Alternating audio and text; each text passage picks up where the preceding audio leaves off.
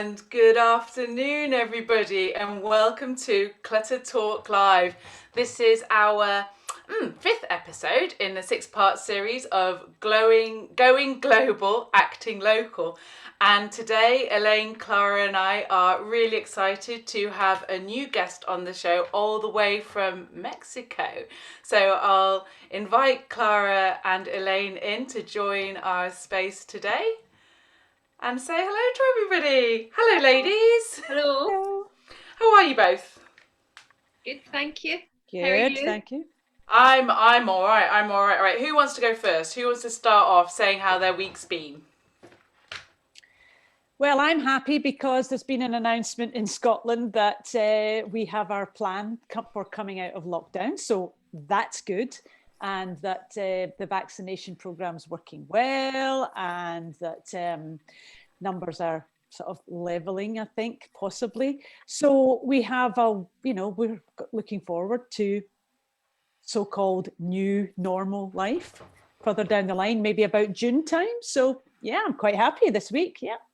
Yeah, that's brilliant. And how's that sort of affected your work and stuff? Or Well, after the announcement yesterday, my phone hasn't stopped. The texts haven't stopped coming in from yesterday, saying, "When can you come? When can you come?" But obviously we've got to put things in place. So yeah, going to be busy. Going to be busy. and how have you been, Clara? I think the kids are back at school. Are they now? Yeah, they're back at school, which is great for them and great for me. Yeah, and I'm happy about the news as well. And even better, I got a message from my hairdresser this morning giving me an appointment to have my hair cut and coloured 7th of April. So I'm very happy about that.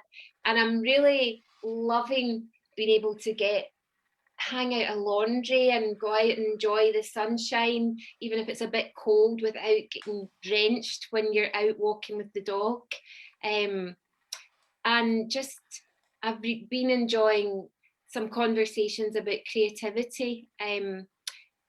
But other than that, I've been working away on my kitchen, still doing my mini makeover in my kitchen, and just a bit low key. The last week, just had a week off.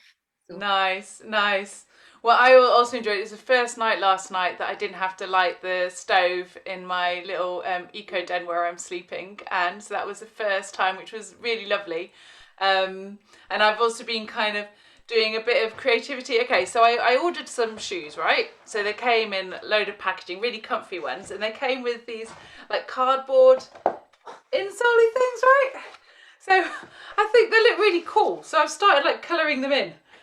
So today on the show, I've got my coloured pens, and I might just keep colouring in. I'm not quite sure what to do with them. Make an art installation, or I don't know. So that's sort of kind of what I've been doing. That goes on the theme that we were talking about with Tanya about over packaging, doesn't it? I mean, Yeah. absolutely. Crikey, look at them, how much packaging. Also really exciting packaging, like over packaging, but that is really cool. I mean, like It is more eco-friendly packaging, at least. Yeah. I ordered a couple of leisure wear things from a vegan company, Vegan Outfitters, and it came all in no plastic bags, just no labels, no tags, no plastic anywhere, just the brown paper envelope. So I was really impressed with that. Good. yeah, I think packaging companies are coming up with some really interesting ways of doing things. Actually, Elaine, can you just check? Are we live on Facebook? Is it working? You are live on Facebook. Whee! I always need to check this. And so to anybody watching us now, if you have any questions, please just join the feed. You're more than welcome. No question is stupid or irrelevant. We take all questions on. And just to sort of welcome everybody, we've got Elaine of Clear Mountain, Clara of Joy of Space, and myself, sort of founder of Clutter Chat. And it's the Clutter Chat charity that is bringing this program to you, and we work on helping kind of relieve the stress of clutter from people's lives and educating. And what's really good actually today about our guest, which Elaine will welcome on shortly, is that He's done a lot of work on chronic disorganization and thinking about sort of chronic disorganization as it relates to clutter and to hoarding and what the boundaries are. And that's something that at the Clutter Chat charity we're really keen on exploring as well. So without more ado, I will screen share his website. And Elaine, do you want to introduce Nacho? I will. So we are very lucky today to have Nacho Eguiarte. Go on, you can say it. You can say it. I've probably said it wrong and I apologize because I've been practicing and now it's stuck in my head the wrong thing to say. Anyway, Nacho is from Mexico and he is a member of the National Association of National Association of Productivity and Organizational Professionals. There we are. As we are of the ABTO, the Association of Professional Declutters and Organisers. So that's a big mouthful I've tried to get out. Nacho is a specialist in disorganization. So we're going to have a lovely chat with him today about that and about hoarding and the difference between disorganization and hoarding. So welcome, Nacho. I apologize if I said your name wrong. I was trying to get it right, but it's just not coming out of this Scottish accent. Don't worry. Nacho is okay. And that said, it's okay. Don't worry. Thank you. Thank you so much for having me here. This is a pleasure for me to be with you. This invitation is fabulous. Well, welcome. Yeah, and as we say, from our living room to yours and to all the viewers, we welcome you beautifully into our lovely Zoom international living room. So let's start off with the first question. How did you get into professional organizing? That's okay. That's a funny story. I was allured by the many TV shows of home improvement, American TV shows. So that was the first thing I noticed. I love the way people organize in those shows. So because in Mexico we didn't have at the time, it was 2012, we didn't have at the time any information in Spanish, or the information was very little about how to organize your home and blah blah blah. My thought went to, why don't do I make a blog or something where I write about organizing topics? And the thing is, I'm an architect by profession. I work for 18 years in the same design office until I decided to switch careers. But at that time, it was a hobby, just a hobby. But I went lucky and connected through social media with some big names in this industry in United States, like Geraldine Thomas from the TV show Hoarders. And that was the moment I realized this could be a good change for me, and I decided to join the National Association of Productivity and Organizing Professionals in the United States. My reasoning was credentials, because I wanted to have some knowledge, some preparation, courses, classes, etc. But the idea is having this credential to let people know that I wasn't kidding about being an organizer. I was to be professional. So that was the starting point to change my career from architecture to professional organizing. Because I mean, it's a serious thing, isn't it? I mean, there's lots of very challenging things that happen when you go in to help someone declutter or how to organize. There's lots of so many different layers with sort of spatial awareness, psychology, emotions, and Yes. having spoken to you just before, you went on for you got yourself involved in courses on all of those, every aspect. Yes, I went to this course on counselor grieving for helping people. I went to the Institute for Challenging Disorganization because I wanted to know about hoarding issues, because I wanted to know about ADHD, about aging, about chronic disorganization, because when you work with people, you realize that you are not just dealing with the stuff. The stuff is just part of the equation.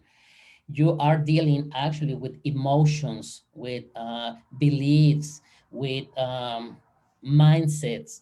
And I needed to go deeper in my knowledge to help people in a professional manner and in a way that I do no harm to them, because it's quite easy to go wrong when you are dealing in some situations. I'm not saying that all the situations are the same, but in some situations you can do very bad to people when you don't know what are you doing and how you're dealing with what is going on in their minds. I think that's so moving, what you've just said, and I think you're right. I wonder if Elaine or Clara, if you've I think that you're very right. My background is for over 20 years working in the National Health Service as a senior allied health professional. And so my background is in um, physical and psychiatry and mental well-being. And we've spoken about this, Elaine, Zem and I, often about how people can advertise themselves as being cleaners who declutter, but it's a very different thing that they're doing than what we're doing with our knowledge and experience and the depth of how we're looking at somebody and reading the situation and wanting to help them move forward and transform with change, rather than us going in and doing something for them and nothing's changed for them, and we might, in that situation, you might be leaving the person in a worse situation. So I think what you've said is very important, that there is this will to want to have the best intention and have the best knowledge to help people move forward. Yeah, Yes, and it is important to recognize that is not just having a pretty space. It's better to have your mind uh, set up and saying, okay, this is going on because this underlying situation in my mind. yeah. I think we've I've been a professional organizer for 15 years, and as I've gone through, and my background is in coaching, so I come in with a different angle sometimes from other people. Um, I help people physically to declutter, but I'm more interested in setting mindsets and taking people, challenging people outside their comfort zone slowly at a pace that's ideal for them. And sometimes some people think the idea is, let me just go in and just clear this place and make it pretty, as you've said, and aesthetically beautiful. But in a month's time, it's back the way it was, because the actual problem is not about the stuff that's in the room. It's about the mindset or the emotions or all these other things. And I think we've all come across situations like that where some of our clients may have had help before, but it's not quite worked out the way they wanted to. And why am I back at this situation when it's all happened again? So I think as much knowledge, if we can gather as much knowledge as we can to take to clients, it's imperative that we do that. And this is why our Zoom living room here is a great thing, because we can get your experience about how to how do we differentiate between someone who thinks they're a hoarder and someone who thinks they are just badly organized? Is there ways? And we have a question here from one of the people who's watching, and she's asking, how do I explain my disorganization to my doctor? That's quite a hard question, and Okay, you pointed out some interesting things there. What happened when a professional organizer goes to a place and beautifies the place. Okay, we can address the look on the place, but 1 week, 2 weeks, 1 month from that moment, the things are falling apart. So I would love to share with you the definition for chronic disorganization from the Institute for Challenging Disorganization, which is the premier resource for studying about chronic disorganization and other conditions related to professional organizing. And the ICD, or Institute for Challenging Disorganization, defines chronic disorganization as the persistence over a long period of time of the clutter, of the disorder, the disarray, actually frequently undermines quality of life of the people and actually recurs despite repeated self-help attempts. So here we got this situation. Chronic disorganization is a condition. It's not a sickness. It's not because the people are ill.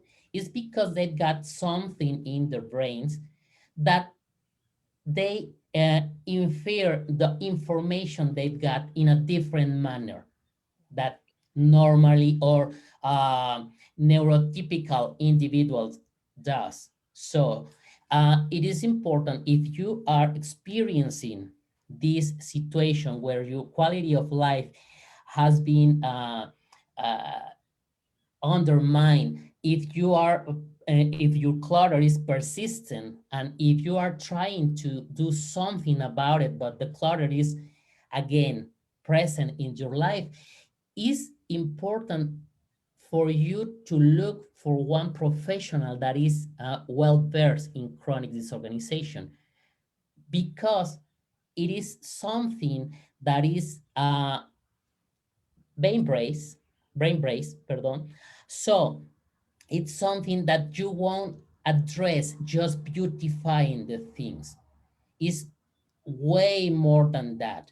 We need to go deep in your mind and see, okay, what is going on? Trying to understand your thought process, the way you see the things, because maybe you've got some beliefs about those things, and some of those could be not very helpful at all, but you still have those beliefs. So it is important to address those. And coaching is a wonderful way to address the manifestation of clutter in our life. Is just a manifestation of what's going on in our minds. So how do you say to your general practitioner, to your doctor, tell him or tell her that you are undermining your quality of life because of clutter? Maybe you've got some other conditions, because it's very common with chronic disorganization to have some other condition, a comorbid condition like ADHD, anxiety, depression. Obviously, there's hoarding issues, but hoarding is a different level. It's big, it's another thing. You can have some PTSD, you can have some traumatic brain injury or other things that prevents you from having a place that is arrayed, that is in order, that is organized. So it is important to have those situations in mind. Wow, I think that's so true, so true. From my understanding, you know, how sort of clutter manifests and things, it can come from a whole different host of places. And it's about each person together individually working out, what is it, PTSD? Is it grief? Is it addiction? Is it so many different things? Is it just habit? Is it, what is it? And it's so layered. And so about the question, I'm not sure if the question came from the UK, about how you speak to your doctor. And I don't know if you remember, ladies, we had Joe Cook on the show last series. And Joe Cook set up something called Hoarding Disorders UK. And I'll share the screen shortly. But on there's a form which you can take to your doctors, which is an icebreaker form. so it can kind of break things down for you. So I'll share the screen, but you guys keep chatting. Is it the icebreaker form for hoarding that Cherry Roach did? It is the one that Cherry Rudge did of Okay. Rainbow Red, and I love Cherry Rudge. Hello, Okay, Cherry. I don't know if you're watching, but yeah. The thing is, How do you know Cherry? Tell me. How do you know because these guys? I translated the form into Spanish. That's the reason Hey! why she approaches me and she asked me for doing this, and I was delighted to do it because I really engage with translating documents in from English to Spanish to have the knowledge in different languages. It's part of my the things I enjoy. I did this for the icebreaker form.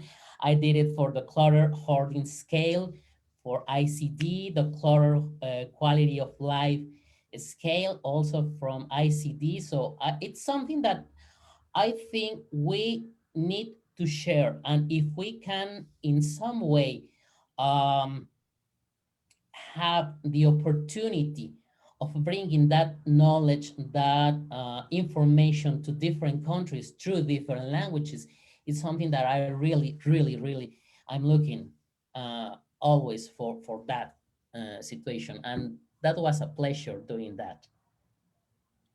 Yeah, I think. Oh, those ladies are a pleasure to work. Did it change anything in your own practice when you translated the form? Did it bring any fresh insights or fresh coaching style for you? Actually, what brings doing this form in Spanish was something that I that put a desire on me of having this type of information, documents, forms for my market. Let's say, I mean, in Mexico, we don't have enough information about the hoarding disorder. There's the scientific part of it, there's psychiatrists, there's psychologists, but there is not a single hoarding task force. Let's say there's no support groups, there's no something that is more approachable. And this form could be a fantastic uh, starting point to do that, because many times we in Mexico, because we've been through a lot of crises, economic crisis through all the history of Mexico, uh, people is very, they tend to save a lot of things, you know?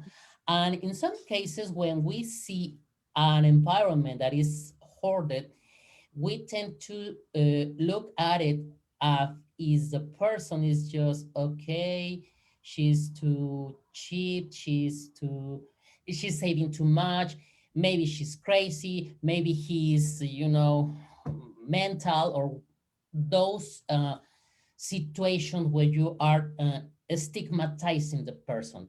But we don't know if that person goes into that environment because has an underlying condition that we don't know about, or we don't see because it's just okay, there's clutter, there's filth, there's a lot of stuff, and we don't understand completely. And I think we need to, in Mexico, we need to address that through information. And that is one of my motivations to do this type of translations, and having the resources and forming myself into these topics, because I want to uh, spread the idea this is a disorder. This is not just because you can say, oh, that person is crazy. Okay, it's not that. That is just a label. And we are not being helped by labels. Labels are wrong, sorry. I think this is so interesting, and this is why I'm so excited to again have you on this show to get these global connections. So I'll put them in the references as well for everybody on the show, but I posted up the link to the icebreaker form on, or well, it's kind of shared screen. And also in the Hoarding UK website, there's a lot of courses that you can go on, you can plug in, there's loads of resources, which I think you can access from anywhere in the world. So there's more and more information coming out there. And Nacho, we were speaking before about one of the reasons why when I began sort of Clutter Chat as a peer-to-peer support network, I was like, I'm going to call it Clutter Chat and not Hoarders Support Network, because I didn't want to label or stigmatize.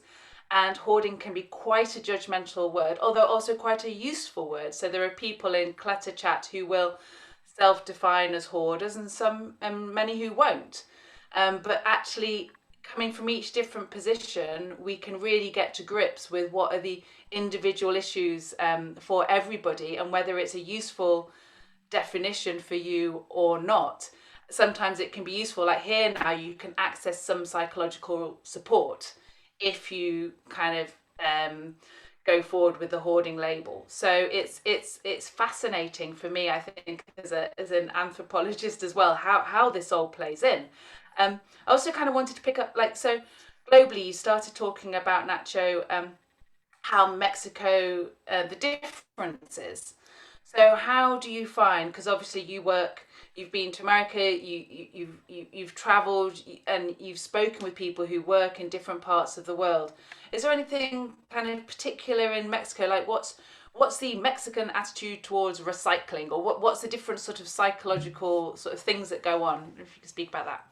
Okay, because crisis we've been through, people tend to save a lot of things, and that could be helpful in a way, but is at the same time is a blessing and a curse, because you can save too much stuff in your place, like margarine tubes, like yogurt pots, and everything, because we want to have another use for those packages, or and that's good, but to a certain point, because you can overwhelm your kitchen, your cabinets, your cupboards with too much stuff.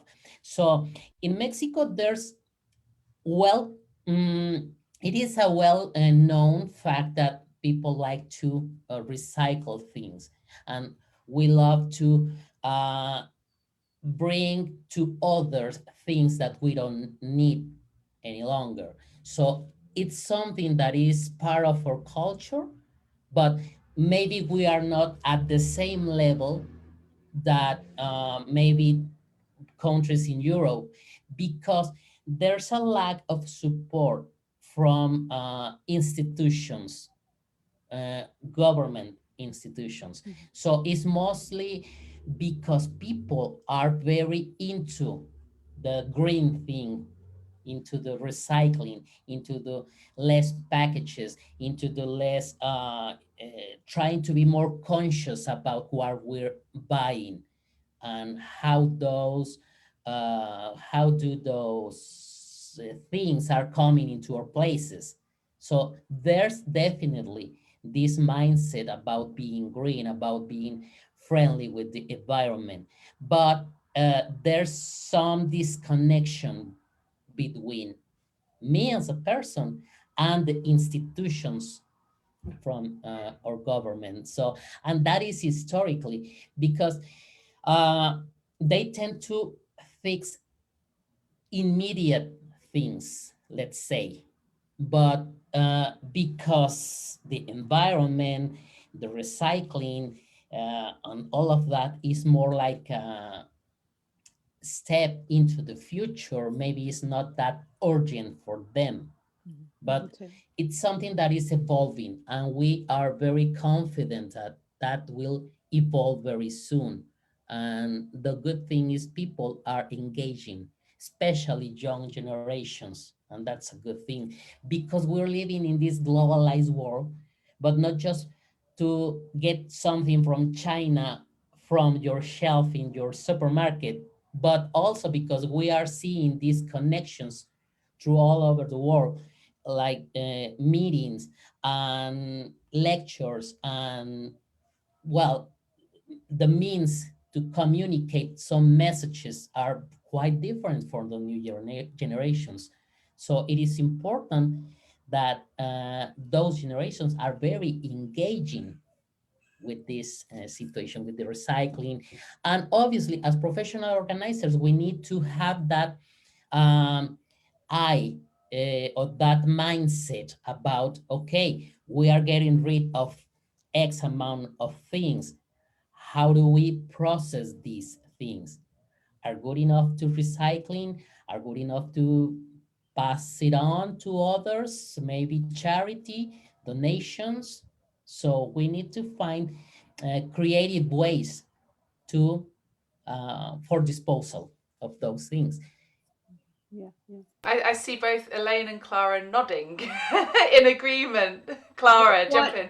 What Nacho, what you're saying really resonates with me. I spent a lot of time in Turkey when my children were younger because their father's Turkish, and it sounds similar to Mexico and how Turkey is, that when they moved home, his parents, it was weeks and weeks, but very little actually went into the bin or landfill because it was repurposed. It was given to the community. Not a lot was sold. It was actually moved on to a home where it would be useful. And I certainly found that every time I went to Turkey, I would leave the baby's clothes, the toddler's clothes, and they would go to the neighbours, and then the neighbour would give it to the neighbour. And I like that aspect, but I could see the issue of things being kept just in case, or kept because, like, my sister-in-law wouldn't buy a new pair of sandals, she would repair her sandals, which I greatly admired. So that's really resonating with me, how you're speaking about your country. Yeah, but and very, very different to Dubai last week. Yeah. Because we asked Shalina about Dubai, and she's struggling to encourage them to recycle. Yeah. And I think that in Britain, you know, the generation of we call it the make, do and mend generation, which was the generation that was born or lived in the war, when the war was on and there wasn't a lot of stuff. And, you know, that mindset has kept with these people, where we don't go out and buy something new. We repair it because it's a quality item and we can repair it. And the problem we've got just now is that the market's being flooded with sort of more inferior quality items, which don't last that long. And even if we wanted to try to repair them, we can't repair them. So I think you're right. In fact, that the fact that we talked about this last week or the week before, I think with Tanya from Australia, where we said that we're looking to encourage people to buy quality items, not as many, less is more, but you know, a quality item that can be repaired. And then we're not gathering all this stuff in our homes, so that when, you know, we're coming to maybe the end of living in a big house and we want to downsize, we don't have as much stuff that we don't know what to do with, because we've kept it all because we've thought, oh, you know, I might use that at some point. And I think this is where we go back to the coaching aspect or the mindset aspect of, you know, do we really need all these items, or is there one item that we can use and then repair, you know, and we can understand that from, you know, what you're saying. Yeah, I think it's about having the Nacho, I just want to, like, it's about having the right mindset for your time. So what I found is that I work with people who still have this make, do, amend, or almost they've inherited the make, do, amend mindset, because they didn't grow up during the war, but their parents did. So they took on this mindset, but actually don't have the skills to mend, or don't have the time to mend, but have the mindset. And also are now in an era where they can buy or they can accumulate lots of stuff. And so they also have that insecurity of I need to have more. So they've got that mindset. And for me, a lot of clutter can build up when the mindset isn't keeping pace with the time that we're living in. And so the mindset needs to, it's, for me, it's kind of encouraging people to think about where they are now, what the situation is now, and often the mindsets need to change. But it's really tricky when a lot of these mindsets are also infused with love, because they're what your main carers gave you, or your your loved ones, your parents. And so when you have mindsets also which are attached to that emotion, it's really hard. Yeah, it's a mindset of scarcity. And because we feel if I don't have any, I don't know, 10 pair of jeans or 10 blouses, I could feel poor. And that's, and not because I am poor, it's because my mindset is set on scarcity. And that's the reason we start to keep just in case. And that's the way we accumulate things. And I believe everything starts when we are getting things into the house. I mean, if we change our mindset to, like Elaine said, buying a thing that is really needed and is good quality, that will address many of the problems in the future about clutter, because I'm asking myself if I really need something to bring into my house or not. That it creates this dialogue, intern dialogue between you and your mind and your consciousness about, okay, do I really need to buy another mug, another cup, another plate, or do I have enough? Mhm. And I believe it's that fear of not being good enough that drives us to acquire and acquire and acquire more things.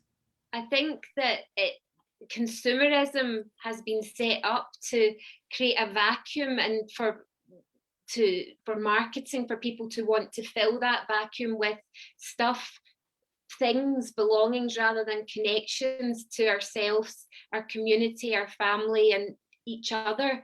And Elaine, you've touched on Elaine's power of five that she speaks of, Nacho, which is, do I really need this? Do I really want this? And to stop and ask yourself. And I was talking to a client just yesterday, actually, Elaine, who was saying that has been amazing for them, and it's helped them move things that were cluttering up their hall that they wanted to donate or they wanted to move it on, but it's got them over that feeling of overwhelm and just to move forward with it. So yeah, that's a really pertinent point you've made there, Nacho. I also think, as well as you're saying, the culture of your country and the way that Mexico, is and has been in the past, where has been scarcity of things, and probably we're slightly luckier here in Britain, where apart from the war, we've really had sort of a reasonable amount of stuff. But countries where you've had like earthquakes or other traumas, wars, things like that, which are constantly going on, you can understand why people want to gather things. You can totally understand where you think, I need to keep this just in case. And I think COVID, at the beginning of COVID, we all, throughout the world, we all experienced this. The toilet roll carry on, where we thought, oh my goodness, we need to get in all this because this could be scarce. And we all felt that. So I think that was a good insight for us at the beginning of COVID, to think we now experience what some countries are experiencing all the time, when there's scarcity of things that we just take for granted, certainly here, possibly in Europe, all of Europe. COVID has taught us that, also we don't need to go out and buy as much because we're in lockdown and we can survive with what's in our homes. We don't need, to go out every week and buy new 12 pairs of jeans because we're all going about in leggings, so we don't need the jeans. All these sort of things have, where COVID has been terrible, it has also brought us back to down to earth, so to speak, with lots of different things that have happened. So what I'd like to ask you is, how has COVID affected you guys in Mexico and how you live and how you're living just now. Okay, COVID has hit hard in Mexico, but not in every city the same way. Maybe Mexico City is one of the biggest or the hardest points for COVID, and the biggest areas, major cities. But this situation, this pandemic has taught us about being more insightful on how we spend our money and our time, particularly because because exactly because we don't have the opportunity as we did in the past of being around people we care. We are in what kind of lockdown in Mexico, so we miss a lot those big gatherings that is part of our culture. So I think the positive side of this pandemic is that we are longing for having that human touch, and we are, I believe, we are disregarding the things for the sake of being okay, comfortable. Uh, in our area of labor, I mean, as a work thing, there's been a lot of people who lost their jobs, but they need to be resourceful now. The people are getting very creative about how to get money. So we are evolving again. And actually, professional organizer is evolving because we need to put protocols to go inside the houses. And we are starting to work with clients online, especially for those cases where is more needed a coach approach rather than the physical person doing the things. I've been doing virtual organizing, pretty successful on it because people really need to be in touch with someone. And if this is the only way we can do it, they are willing to do it and invest the time to do it. So it's matter of being resourceful, creative, and take the positive side of this pandemic. There's a lot of negativity built in, but we need to take only the positive.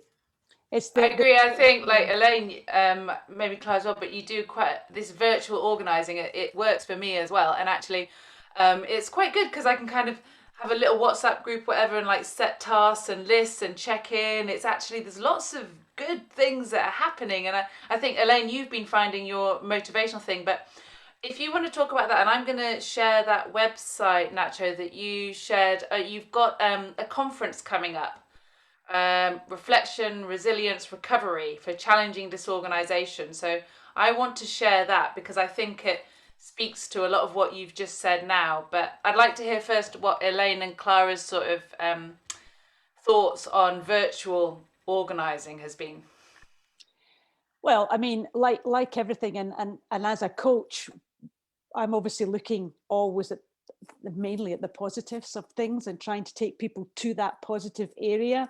And I think with COVID or anything that's making a big change, uncertainty equals opportunity. So, you know, we are in uncertain times, but there are many opportunities that are coming out of this. And certainly with a couple of people who I am coaching at the moment, they are changing their career. They are changing direction. And we all fear change. You know, we're like sitting in our little, in fact, I did a post the other day about sitting in your comfort zone. We love to all sit in our comfort zone because it's secure and nice. But uncertainty brings a bit of anxiety when we're sitting in that comfort zone. So how about taking that next step and moving in what I call your stretch zone, which is just taking you out of that comfort zone a little bit and having a think about the world in a different way. So we're having to do that as professional organizers. I don't like sitting on a screen like this, but if it's helping someone, then I need to do that, and I need to be there for that person and be that contact, as Nacho was saying, that face at the other end of a screen, helping someone through a process. So change is good, but it's taking that little step out of your comfort zone to be able to go into a mindset that is allowing you to take on a little bit of change. That's what I would say. Mm-hmm. Yeah, I would say they're great points, and I would agree. I'm working with somebody who's changing career as well, and when you can't be in the same company as the person, in some ways with the virtual working with someone, you both have the space to just have to sit back slightly and listen and hear in a different way than you would if you were with someone in their actual presence. So whilst I do enjoy working with people virtually, as I've said before, for me, it's 100% my preference is working in person with clients. But we all are adapting with lockdown, and so virtually for now is the way forward, but hopefully come June we'll be more and more working in person with people. We're also, I think, in a certain extent, in which I have noticed with people that I'm working with, that when we're doing it like this, we are empowering that person at the other end of the screen to physically go and do the bit of work that we are asking them to try to challenge. And sometimes maybe when we are sitting in the room, as Clara said, with them, we would go and move the item or, you know, I don't know, declutter the item. But we're actually, what we're setting them a task and empowering them to take that challenge to go and do it. And sometimes that is all these people need. They just need someone to say, you can do it. You can do it. You don't need me physically there. I'm here if you need a support, but actually you have the ability to make this happen. And sometimes it's just that. And this is an interesting thing that I have found with working with people online, that actually sometimes, as Clara said, us looking at it from a different lens and stepping back and giving the power back over to the person sitting at the other end, that sometimes that's just enough to trigger that little thing that's in their mind that's saying, I can't really do this on my own. And we're saying, well, yes, you can. And it happens, you know, it's nice. It's really nice to see. And it's acknowledging the different stages that people are at, because quite often people can be at a pre-contemplative stage where they're ready to talk about it, they're ready to think about it. And so some of the work for them and working with them is, okay, well, you're at this stage, this is a normal stage, how about we move forward? And that's really exciting. But I do prefer being with the person, because you can sit back and let the person move forward, but it's sometimes just having that person there in the same physical space as you, acknowledging you and seeing you and recognizing you. There's nothing like that.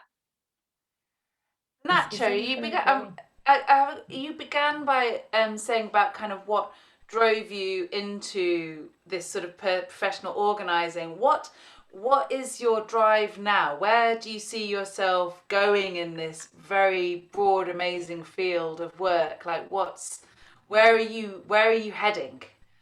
My main goal as Mexican, for Mexico, I aim to set an industry, an organizing industry well developed in Mexico. I've been doing this first as a hobby since 2012. I've been doing full-time organizing from since 5 years ago. So my idea is that we in Mexico develop this industry of organizing, and there's way too broad spectrum of how can we organize. About being in person is a way, being virtual organizing is another way, having coaching is another way. The good thing about organizing is we can address so many things.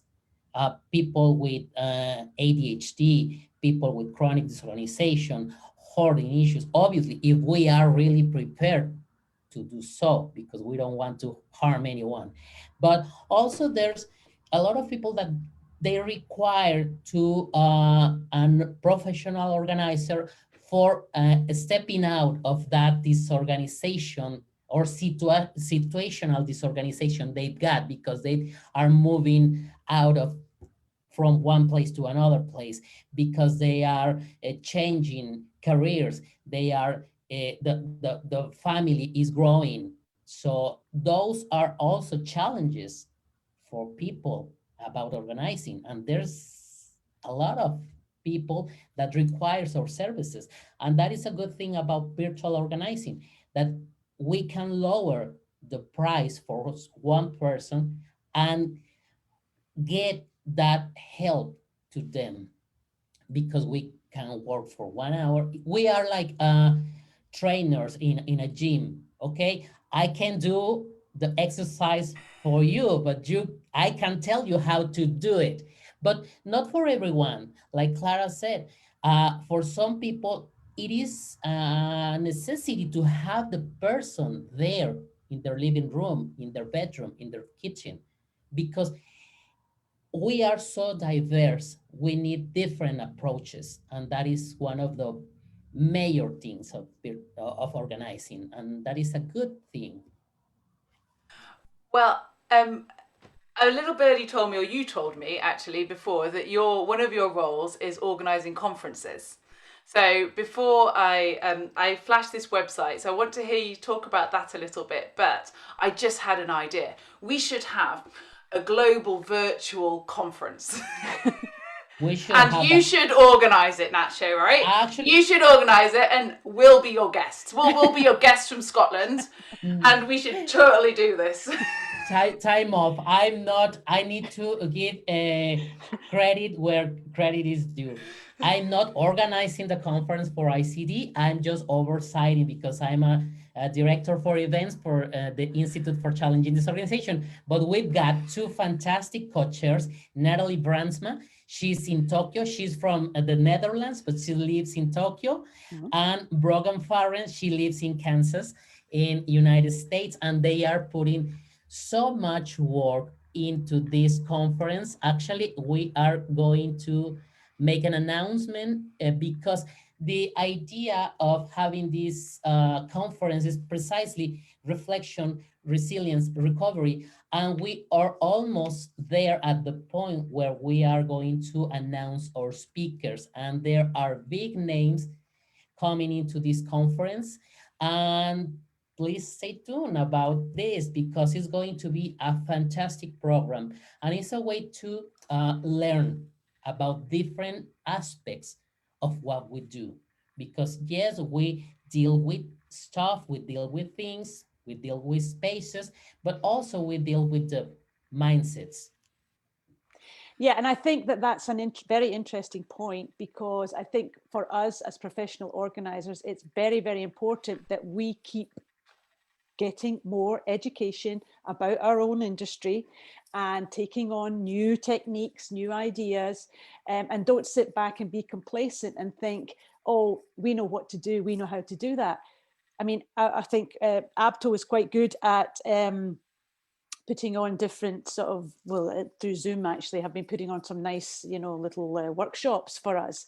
And it's very interesting that we're taking the time to find out about hoarding, find out about all the different aspects. But I think for us also, it's very, very important that we keep ourselves really motivated and educated about what's coming up and the new different processes of talking to people and helping people in different ways. So the sort of conference that you're saying there sounds very, very interesting for us to keep in touch and maybe go along and see or join in, Right, Elaine, it's time for community announcements. Community announcements. Community announcements, are you ready? So, we have next Monday is the beginning of Spring Clearing Week. and it's an Apto thing. I'm going to start sharing screen, Elaine. Do you want to start chatting about it? Okay, so from the 22nd to the 25th of March, it is National or Spring Clearing Week, ABTO Spring Clearing Week, and the theme is Make Clutter Count. So that is that we're hoping that you will have a look at what is around you and look at maybe donating, selling, recycling, or getting rid of them. Now, obviously at the moment, it's still quite hard to take things to your local recycling centre. So maybe, you know, your challenge, certainly in Scotland for this week, might be that if there's anything you've got that you might want to pass on to somebody else. But that's the theme of next week. There's some virtual workshops going on. If you want to pop along to the ABTO website, that's the Association of Professional Declutterers and Organisers, which Dr Zem, Clara and I are all members of. So that's that. What's the next thing, And Zem? as part of that, we have a talk in the morning as LEAP. Yeah, so Zem, Clara and I are talking with the LEAP charity, which is we're doing a free workshop where we are helping you to start your decluttering project. So if you are struggling with how to start, then we're going to do a wee free 1 hour sort of session, just a wee chat about how you might be able to start your project. And then at the end of that, we'll tell you about other things that you can join us with if you want to take your decluttering. And that is, what time is that? That's 11 a.m. It's Monday 11 the a.m. 22nd of on March. Monday the 22nd of March, and you go on to Eventbrite and you just click and register, and they send you the details. So that's free on Monday. And on the Monday evening, the Clutter Chat charity has a fundraising event, which is on Glasgow painters, and it's Pioneers Revisited, and it's at 7:30 p.m. on next Monday night. And to register, you just need to email clutterchat@gmail.com, clutterchat@gmail.com. You're more than welcome to come if you're just interested, but have no spare money. Your attention is as valuable. And I'll share the screen for that now. And then we have, Clara, Elaine and I have a Glasgow Clyde College course coming up. Yes, the Glasgow Clyde College, we are running our course with them as well as the University of Strathclyde. So the Glasgow Clyde College is running on the 19th of April. So for 6 Mondays on the 19th of April at 7 p.m. So I'm not sure that it's up on their website yet, but the minute it's up on their website, we will let you know. You can register there, and it's us taking you through our course there. So that's a good one. Yeah. I think that's all. Clara, do we have any more announcements? Not that I can think of at the moment. I'm processing all the ones I've spoken about. Nacho, do you have any more announcements? Not for now. Excellent. Well, let's move on to we'll close shortly with the power of 5. Elaine, so this is our thing that we do at the end of the show. We do the power of 5, and then we have a mindfulness moment. And we should say thank you at some point, but let's do the power of 5 first. Elaine. So we are doing the power of 5 every week to remind people that you only need 5 minutes to declutter, or you can declutter 5 items. So this week, the power of 5 is, do I really need this? It's when you lean forward to buy something, or do I really want this? So remember those hands moving forward. Do I really need this? Do I really want this? And this week, we're thinking our power of 5 might be that because it's National or Spring Clearing Week, there are maybe 5 items that you could get rid of by donating or recycling or selling. So these are the 5 items. Or you spend 5 minutes looking around you and making sure that there's a clear and clean space which you are living in your little bit of environment there.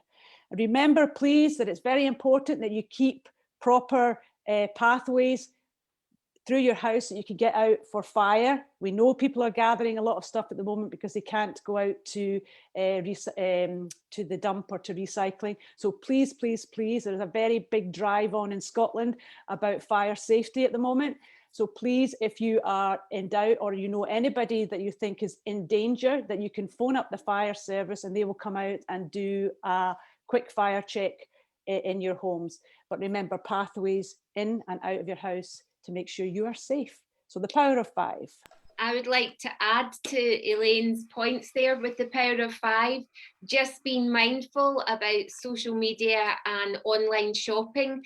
So if you, instead of reaching forward, if you take 5 minutes, instead of clicking buy, go and have a cup of coffee, take your recycling down, put your bin out, go and have a dance in the kitchen, whatever, have a drink of water before you click on buy.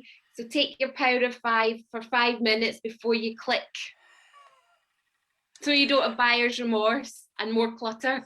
Well, and I have buyer's remorse because I clicked on a pair of shoes when I wasn't really thinking it through. I wasn't doing my power of 5. So take those 5 minutes.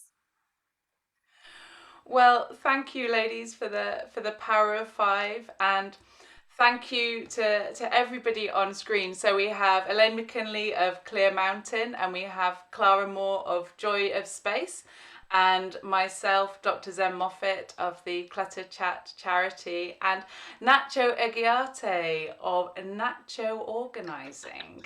Thank you ever so much. And this broadcast was brought to you by the Clutter charity YouTube channel, and we seek the relief of people who suffer with chronic clutter, offering support, assistance and any advice where we can. And we have been so grateful, Nacho, for you joining us. Do you have any last words before Elaine leaves us in a mindfulness moment?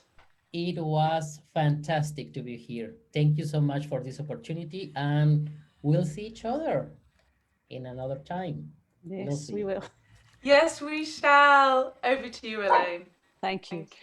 Okay, we like to finish our little session with a little 5 minutes of mindfulness. If that's not for you, then thank you for joining us, and we'll see you next week where we have our guest from India, from the Joy Factory in India. So if you'd like to see us then, that would be great. But we'll just spend our last 5 minutes just doing a little mindfulness breathing. So if you'd like to take snuggle yourself into your seat and have a nice strong back, and then take a nice deep breath in and out. And release your shoulders down into your seat. And we'll just do our box breathing again, where we breathe in for 4, we hold for 4, and we breathe out for 4. So let's go for 3 rounds of that together. So breathing in, hold, and breathe out. Breathe in, hold, and out. And last one, breathe in, hold, and out. Thanks for joining us. See you next week. Bye.